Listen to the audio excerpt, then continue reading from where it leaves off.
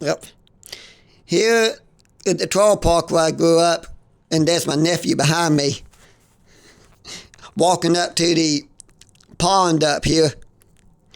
My nephew, my uncle, and my brother-in-law Philip was all three back behind me, and the three of us walked up to the pond where my sister and my mom was cooking dinner for everybody.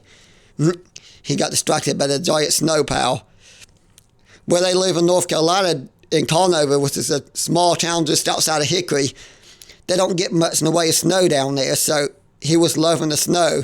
Although this past winter they got 2 snows in a row, like back to back, which is unusual for that area of the country. It's normal for us to get a lot of snow around here. What is not normal is the amount of cold that we got, where you can literally walk across the lake. Although, growing up, I was either in the trailer park or I was on 2nd Street here in Mount Hope, where I live now. I literally am 2 streets over from the street I grew up on, because growing up, I was either at my grandma's house or here in the trailer park. Although for a year or so, I do remember in the 5th or 6th grade living down the Pax for about a year or so. I like that house because it's right next to the Norfolk Southern line, which is now Canal River Railroad.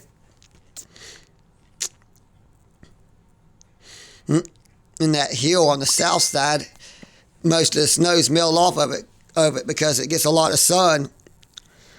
I filmed this video on January 26th, by the way. Unusually cold winter, record-breaking cold. Although on January 22nd, 1985, the record cold for Beckley, West Virginia was actually 22 below zero.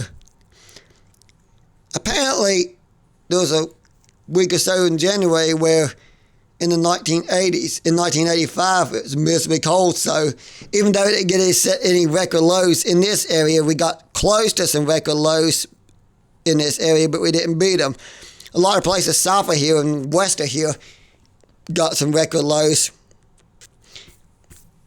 Crazy weather year. It's weird how it goes to the hottest temperatures ever recorded on Earth to some of the coldest temperatures ever recorded on a year's time.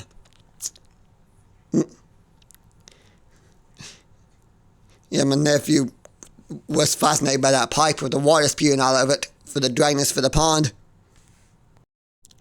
If you enjoy this videos, please like and subscribe to Waldo's Trains here on YouTube. Oh, by the way, where everybody was standing was the edge of the pond. There's like a 5 or 10 foot stretch gap there where you could actually walk beside the pond in the tree line.